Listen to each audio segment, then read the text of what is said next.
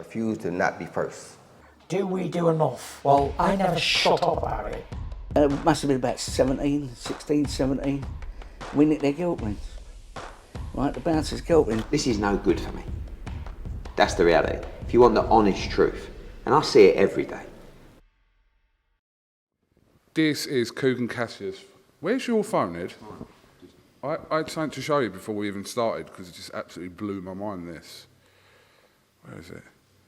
Mate, is that actually you? Can you show it? Can you just show people? that? Oh my God, Eddie Hearn in 6 months' time with Men's Health. That is unbelievable. Can you just scroll? If we scroll, yeah, that one. Oh yeah, that's the original. Bit chubby. Put on a bit of Is that size. actually what you look like? Yeah. That's me. That's me. That's been edited. No, That's not. No, I know, but that one's even Can been. you post that on? Can you go? Congratulations, Eddie Hearn, on your story, and then go to come in 6 months. Yeah, I like that. I'll do that. By the way, I'd love to do it like that. Would you really? No, a bit muscly, innit? But yeah, signed a deal with Men's Health, official columnist. You know. But the other one, that's been edited a little bit. Mate, I'm sitting right in front of you. You joking? I did do about 80 press-ups before that. No, you know what it is? I've had loads of stick. I don't mind the stick about things like that because I think it's quite funny. But I like doing things that I would just never imagine doing. Like I used to read Men's Health all the time. And if you would have said to me, one day you will be a Men's Health columnist, I would, like me and my mates, my mates are giving me so much stick over that as it is. And the same like writing a book, I don't know if you, Sunday Times bestseller, doing a show in Guadalajara. Like, I just like doing things that you would never have thought possible. And being a Men's Health columnist is definitely something that I never thought possible. But I actually genuinely say I'm quite passionate about. Because it's helped, it's helped me a lot, and it's, I feel great. Look unbelievable, obviously, but that's another thing. Yeah, I mean, you look at that slightly edited picture, not the big geezer, but the other one has. Wasn't slightly. A little bit. It's been photoshopped a little bit. Not in terms of like the chest and stuff like that, but no. Wait. Okay. Dublin Fight Week. Yes. Finally, boxing returns back to Dublin this week. A huge show. But yeah. Have you seen this video going around of Katie Taylor? Yeah, with the goal. Scoring a goal. She got sent off in the same game. That's been around for years, obviously. She used to play for Ireland. I can't believe that we're actually going to Dublin this week. I mean, I'll head out Wednesday or Thursday, and I can't, like, all the things that Katie Taylor's achieved in her career, this is probably the thing that should have happened at the start. And it happens, not at the end, but certainly in her absolute prime. And it's going to be wild. I mean, Dublin is a tremendous place. The atmosphere, great fight card. You've got Terry Harper against Cecilia Brackhouse. That could be a main event anywhere. Dennis Hogan against JJ Metcalf is an absolute war. Cully against Felix is going to be a great fight. Thomas Carty against Jay McFarlane is going to be a great tear-up. Kevin Ajarko back, so important for Irish boxing as well. Paddy Donovan, Maisie Rose in a great fight as well. But it's a special week. It's right up there with, I think, one of the best atmospheres you're going to see. It's a great one to tick off the bucket list for everybody. And it's going to be an unbelievable fight. I mean, I think boxing needs this. Obviously you've got Haney Loma as well in the early hours. But I feel like boxing fans are mental, aren't they? Like after the day after a show, there's always controversy, isn't there, about every show. But like the day after the show, or just after the show, it's just wild, isn't it? People are arguing amongst themselves. And I love the passion that we have.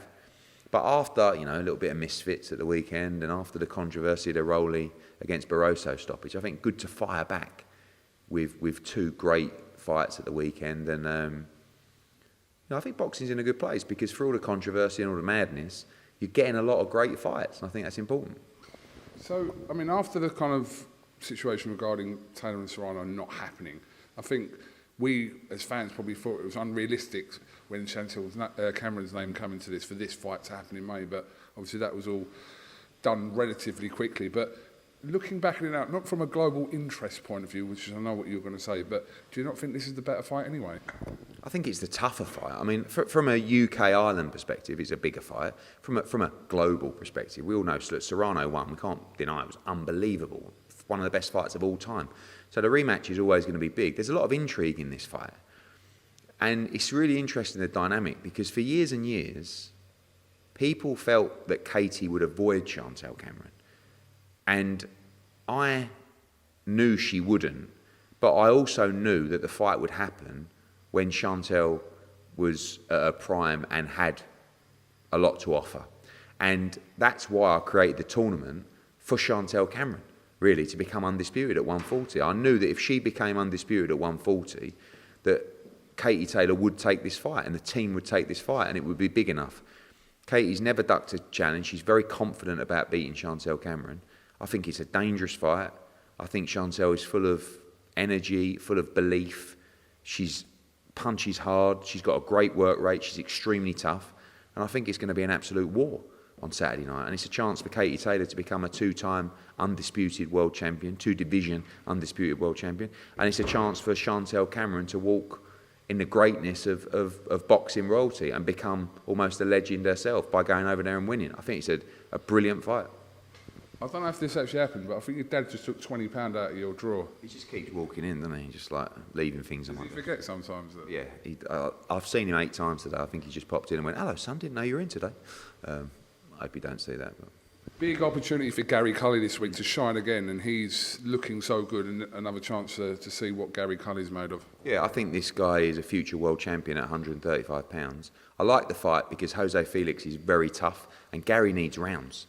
Like, he keeps going in there demolishing everywhere. Well, I don't think he demolishes Jose Felix. I think the fight goes late and maybe even to points. But, you know, we want him to be in a big, big fight, probably in September. And this is a good fight to find out how ready he is for that. I think you're going to get good rounds, good action. And I think Gary Cully is an exceptional fighter. What is going on in the background? That is someone out there strimming the hedge. Oh, yeah, I can see him.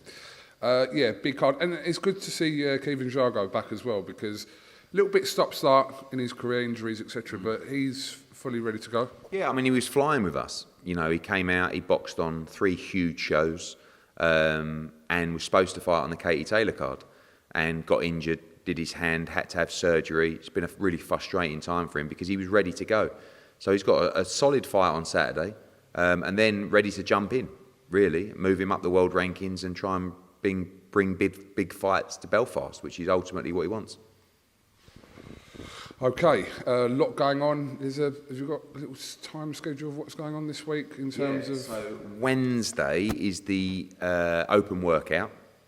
There are so many people that want to attend everything. Unfortunately, we can't cater for everyone, so we're trying to make it as fair, make it as accessible as possible. Wednesday, open to the public. Thursday, the press conference, not open to the public. Friday, the weigh-in is open to the public, but again, a ballot for entry because we have so many people who want to get into the weigh-in. And Saturday, fight day 5K, and then the big fight. So going to be down the Black Forged Inn quite a bit with hopefully Conor McGregor in town. So McGregor's just going to be loitering around all week? No, I don't know when he arrives. He's filming with the UFC, so hopefully he's coming in for the fight. We've got Ariel Hawani is going to be around all week doing content and working on a broadcast team on Saturday night. It's going to be amazing. We've got a lot of our talent flying in to watch the fight as fans, really. And Alicia Baumgardner will be there flying in, hopefully to announce her July fight. Wants the winner as well. And it's going to be a tremendous week. Okay, obviously last time I spoke to you was last Wednesday after the whole purse bid situation, or the non-purse bid situation. So yeah, having now seen the response from Benn Shalom, which I saw on Sky Sports, yeah, I mean, what did you make of his comments regarding that whole situation? I mean, look, I think everybody can see with their own eyes the whole thing's a mess. None of it makes sense. On one hand, Fraser Clarke wasn't ready for that fight, but yet we made Fabio Wardley all these offers and he turned them down. So which one was it? Why did you make Fabio Wardley a load of offers? Just for banter? Or no, you wanted to make the fight, you made him a poor offer, he wanted to stay with the zone, he wanted to go through with a purse bid, and you didn't want to lose the purse bid, and therefore you lost Fraser Clarke the opportunity to earn a lot of money, to be in a fight that he really wanted, to be in one of the biggest fights in British boxing right now, to fight at York Hall instead. So I feel for Fraser Clarke. You know, at the same time, I think he's got to, you know, you got to take control of your career at times and say, this isn't right. I'm not being treated in the correct fashion here. I mean, if he says contractually he wasn't allowed to take the fight, I don't know who did his contracts, but you've got to be very careful that you're put in a purse bid scenario in a fight you can't take. What happens if it's a European title or even a world heavyweight title and you lose a purse bid if it's not with your broadcast? What, you're not allowed to take the fight? Don't be ridiculous. We did a purse bid for Dalton Smith. We lost the purse bid to Boxer. Was pretty gutted about that. It was great money. Congratulations, Dalton. Take the money. We believe you win the fight. Wins the fight, comes back and signs a new deal with us. No problem. But, you know, I think they've been absolutely rinsed on it all. There's no point going on about it and keep, you know, digging in the knife. It's been embarrassing for everybody. And I'm sure they'll get over it and move on as you do. But sometimes you just, you know, you can't be out there saying, you know, all we want to do is give fighters opportunities, and all we want to do is work with everybody to make boxing a better place. Don't tell Paul. You're not really. You want everyone to fight on your platform, and you don't want to be in purse bid scenarios where you might get outbid or you can't take the heat if you do. But like I said to you the other week, you know, I've going through the years. You see little mistakes, and I've made mistakes before, so I can't criticise anyone from that. But it's just, I feel for Fraser because he looks really, really silly, and he's going to get a lot of stick in his fights moving forward. And I honestly believe he wanted the fight. You know, as the story goes, you know, when he went in to talk about the fight and was told you're not allowed to take the fight, which I still find baffling. He was gutted, you know, he was in tears. So, but I also don't understand, you know, how it's very different. A lot of people feel like you're in my pocket. Sorry for the streaming out there. I don't know if people are going to moan about the audio.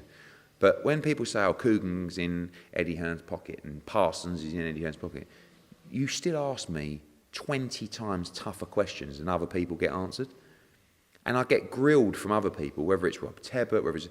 And I saw an interview the other day with Boxing Social and Fraser Clarke, and it was like, now, I know we're not really allowed to go into what happened, but why? Why can't you go into what happened? You ask me everything. I mean, I've been grilled for 8 months, about 25 times a day. So, you know, you imagine if this was me in that scenario. It would just be never ending. But, you know... People say I'm in your pocket. Yeah. Do they? Fuck yeah, I must have missed that one. No, but, you know, like, you grill me. You're not an arsehole. Like, and at the end of the day, some things that, you know, if it's a legal situation with confidence, I can talk about, I can't. But in a situation like that, I couldn't believe it. It's like, you know, and I don't know. But it is what it is, mate. Like I said, you know, been around a long time now. This is a bit of news for now. Next week it won't be news. But you can't, you know, you can't pull the wool over people's eyes. Okay, I do have a couple more questions. I know, okay, you maybe reluctantly didn't want to talk about it, but I'm going to ask you anyway. Can you tell me or define to me the situation regarding management lobbying forward fighters for certain titles with the board? Like, how does that work exactly? Like, we saw an interview with Robert Smith where he said that someone from Fraser Clarke's team, I think, would put him forward or suggested him forward for that title. That's accurate, yeah? Robert Smith said that in an interview. So how does that actually work? Is that allowed as well? Yeah, cool. So the board is quite fragmented with respect to promoters and managers. They don't acknowledge promotional contracts. They acknowledge board managerial contracts. So whilst you're a licensed promoter of someone, generally their relationship will be a lot closer with the licensed manager of that fighter. So in that instance, 258 would be more than allowed to email the board and say, as managers and representatives of Fraser Clarke, we would like to try and get him mandatory for Fabio Wardley. Now, the conversation would have been in tandem with Fraser Clarke and his training team. So they wouldn't have just randomly contacted the board and said, oh, they would have gone to Fraser, they would have gone to the trainer, they would have gone to the team, and if Boxer didn't know that 258 were lobbying the board, I would be absolutely astonished, right? And everyone would say, yeah, try and get us mandatory. Yeah, try and get us mandatory. They did it. They were successful in that respect. It wasn't a secret. So then he became mandatory. That was a month before the purse bid. Like, if you didn't want the fight at that stage, why did you wait till the morning of the purse bid to pull him out? The answer is because you thought you could do a deal. And they offered Fabio this career highest payday, which was less than he received in his last fight. And I've seen stuff saying, well, we'll publish the offer then. Well, he said that if you ask him to, he will. He said that's what Ben said. Yeah, please publish the offer, and I will show you what we paid Fabio Wardley for his last fight. So I published the offer. But anyway, it should be his highest payday of his career. It's 5 times bigger than any fight he's ever had. But more importantly, the offer that was made to Fabio was well below what we were going to bid in the purse bid. So why would you even consider that offer? Also, why would you make the offer if you're not going to take the fight because Fraser Clarke's not ready? No one's even asked this question. Like, this is what baffles me. And I guess if you do an interview on Sky, they're not going to ask you that question. But the next question, you know, for when there are interviews is, if he wasn't ready for that fight, why did you make Fabio Wardley an offer, a career high offer, for that fight? Let's be honest. The answer is, if he would have accepted the offer, you would have done the fight. You didn't do the fight because it didn't suit you and it didn't suit your broadcaster. Nothing to do with what suited the fighter. And that's a problem. Okay. I think we can move on from this situation now, Edward. Good. Right, give us some updates on certain situations. Didn't speak to you last week about what's happening with Conor Benn. It seems like we've been waiting a very long time for his fight to be announced. Can you tell us why that is, first of all? No, I mean, there is a chance he could box in June in America. We also have a show in July in America. There is a lot going on with the UCAD situation, which I think is good. And I think people are happy about that because that's the process that people wanted him to go through, which he's doing. Can't tell you too much other than had a call with him and the team on Friday, more calls this week, and I don't want to, you know that one of my concerns was how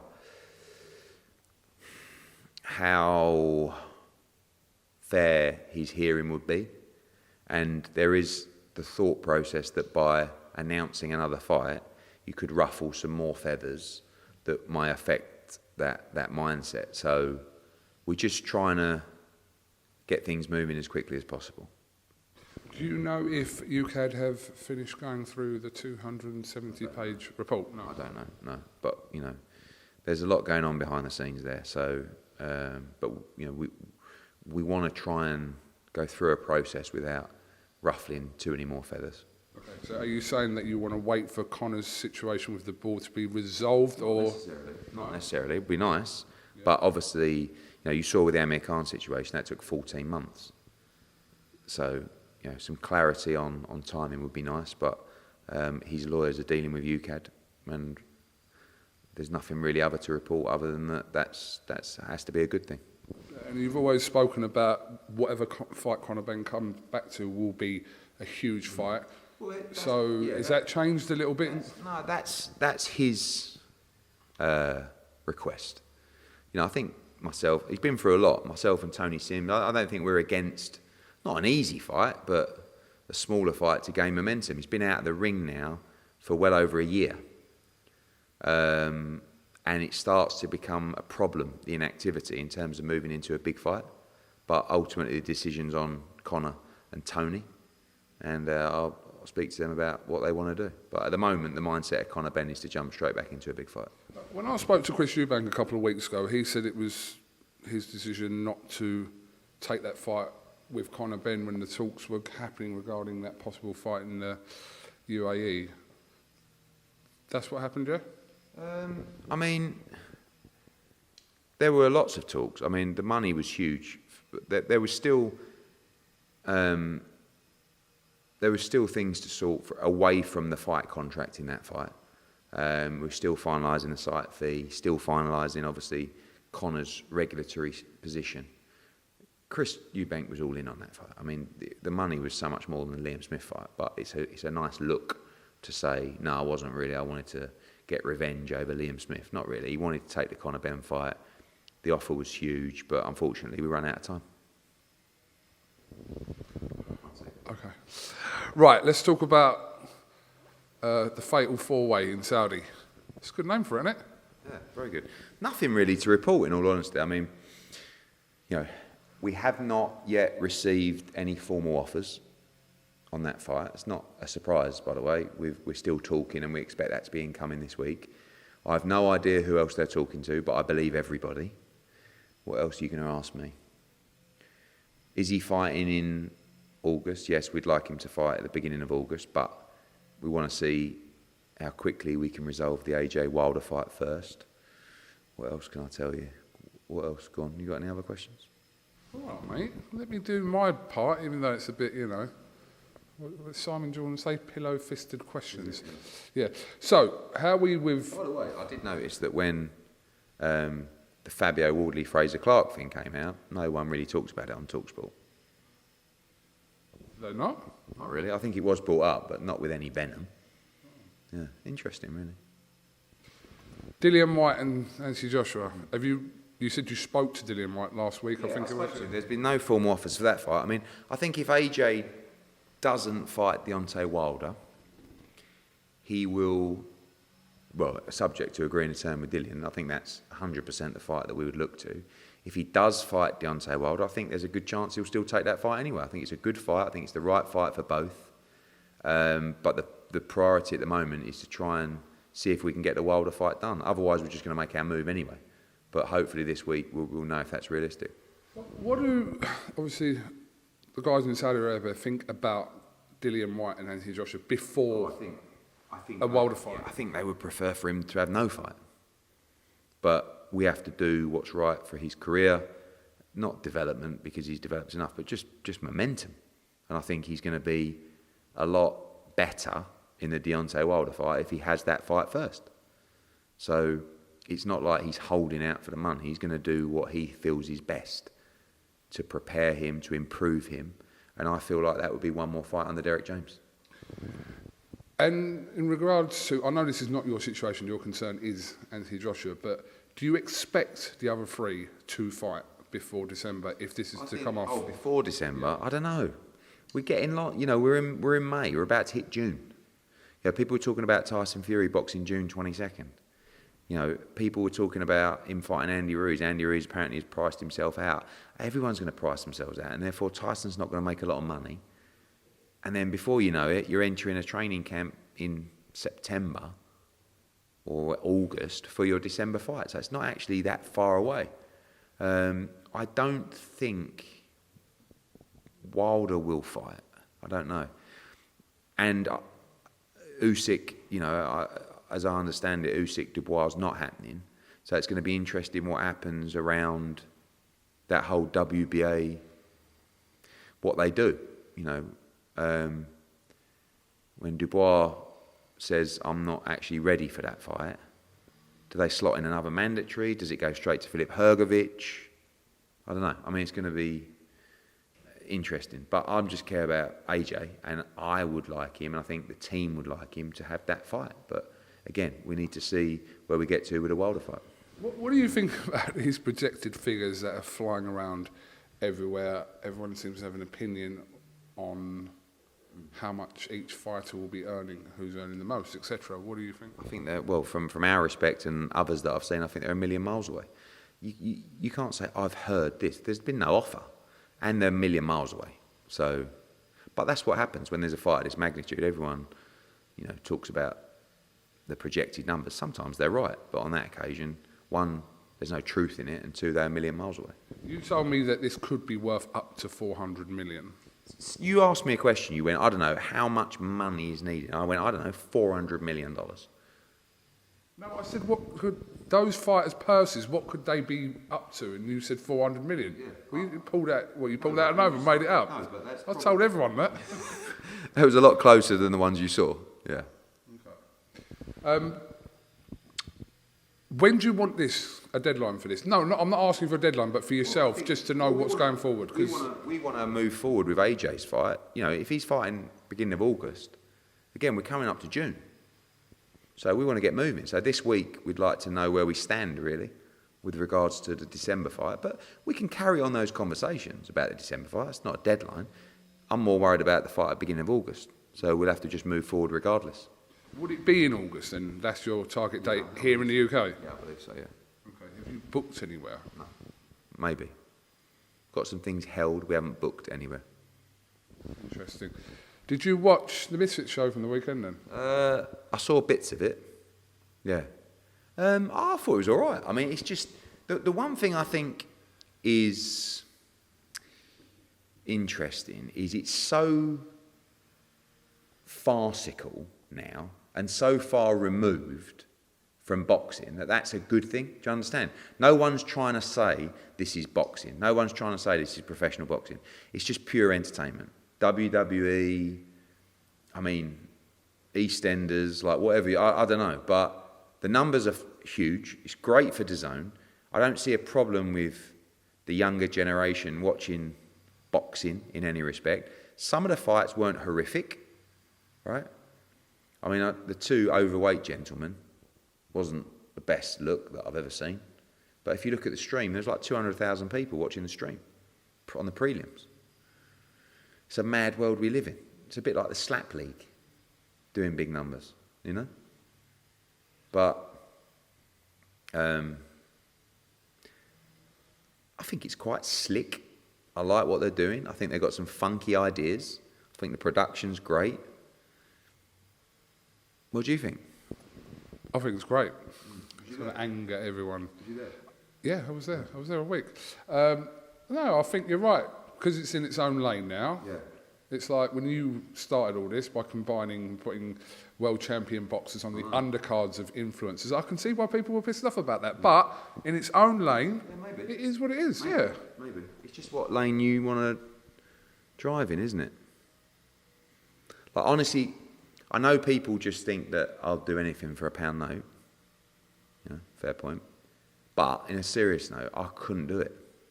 Couldn't do it. So if DAZN offered you to do what Calla does with them, no, you wouldn't do it? Listen, I love what Calla's doing. I think Calla don't give a fuck. I love Calla for that. Do you know what I mean? He's a mate of mine. Like, he doesn't care what people think. He's just involved. He's loving it. He's up there. He's got his chain on. Like, I love Calla. It doesn't mean, there's nothing wrong with him doing it at all. I just couldn't do it. I couldn't put those two geezers in the ring and promote that fight. That was under a different kind of banner to Mrs. It was the same show. I know, but it was under Happy Punch, I think it was. But it's entertainment. It's not, Calla's involved with an entertainment concept that's smart, it's clever, it's interacting with a younger audience. And good luck to him. I've never met Mams. I think, but I like what they're doing, and I like the fact that they're just doing such outlandish stuff that it's like it's getting more and more farcical. I don't know, farcical, but it's just, and that's what they're all about. Fair play to them. It's doing good numbers for DAZN. The seats were full from the start of the show to the end of the show. Congratulations. Was it an elbow, Eddie? Of course it was an elbow. But I don't think it was intent. I don't think he really knows what he's doing. He's swinging the punch, and he's like, he didn't throw the elbow going, what I'm going to do is I'm going to elbow him here. I mean, Joe was gone. Even in the first round, he was gone. But he's had a result because he can say it was an elbow. It was inevitable what was about to happen. But it was an elbow. So in that respect, yeah. But I mean, who cares? Like, what are you going to do? Call an inquiry, the commission. You know. Well, I think that is actually what's going to happen. No one. Like, what do you want to do? A rematch? No one cares about a rematch. It is what it is. Look, if you're involved with something like that, you got to expect the madness that goes with it. You know.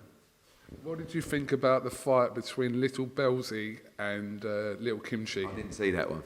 Honestly. That was the girl that threw the fish. That wasn't great, was it, though? Yeah, I saw the other female fight. Wasn't bad. That was Tennessee Tresh and Paisley Cakes. Well, there you go. Two of my favourites. But they trained hard. They were better than some opponents I've seen over for female fighters. I didn't mind it. And who else was on?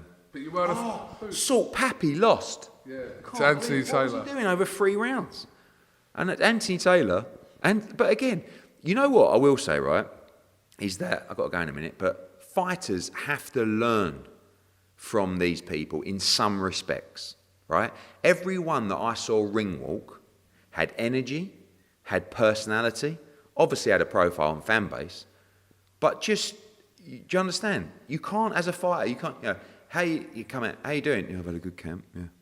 What's that? You know, Salt Pappy comes out. I mean, they're all coming out. Anthony Taylor's got the dancers, and you know, and I'm thinking this is so cringe, but this is great, and that's what fighters have to understand as well. We don't want to be a laughing stock, but you have to interact. I mean, as unlikable as Ben Whittaker is, and you know, people stop me and say, I cannot stand that Ben Whittaker. Ugh, but you know him, you'll watch him. Doesn't mean you have to like him. But that's okay. I'm not asking you to be unlikable. I'm just asking you to have a personality and to showcase that and be an entertainer. And that's what those guys do well. But you weren't a fan of the Boogie 2988 versus Wings of Redemption, no? No. Because medically, I have a problem with that. And also, I like the fact that these guys who people, the younger generation, look up to, are training hard, are taking the sport seriously. And I hope that they can convey that message to the younger generation. To say, I love boxing, you should try it too. You should get fit. I've got fit, it's changed my life. And when I see that, no, that wasn't good to watch. Okay. Just very quickly, KSI and Tommy Fury, fight that makes sense there? It's a good, you know, I mean, it's hard to know what level KSI's at, but again, he deserves massive respect. He's got himself in great shape. He's training hard, he's in love with the sport. Big respect to him. Putting on great shows. Tommy Fury, I don't know, he had a life and death with Jake Paul. But KSI, Jake Paul, KSI, Tommy Fury, great, massive fights. Good luck to him. But I'm just, you know, I have a passion for what I do, and I'm trying to maintain that this traditional side, we can still create greatness to show people how great the sport is at elite level. And you'll see that on Saturday night. Just last one, yeah, fault on Wardley and Barroso. Terrible. One of the worst stoppages I've ever seen. I mean, Barroso is, you know, he gets a lot of stick that he looks 72, but he's still, you know, he's been around. I mean, Anthony Crolla knocked him out, 6 years ago? But he was winning the fight. He was on the way to winning the fight, a massive win. And he got absolutely robbed. I don't even know what a stoppage is about. But Thankfully, it went on your show, otherwise you would have got the blame for that. Can you imagine? Can you imagine if that stoppage was on my show? Eddie, you fucking Doesn't corrupt. anyone else's show, apparently, you know. But anyway, there you go. Right, Eddie, thank you very much. Dublin this week. See you there. And then on to Manchester for Lee Wood and Lara. Yeah. And then June 10th. All good for June 10th? Yeah. Sonny Edwards defending. Don't miss Manchester. Don't miss Manchester May 27th. Don't miss Dublin May 20th. Thank you for all the support. I really appreciate it. Live on DAZN. See you soon.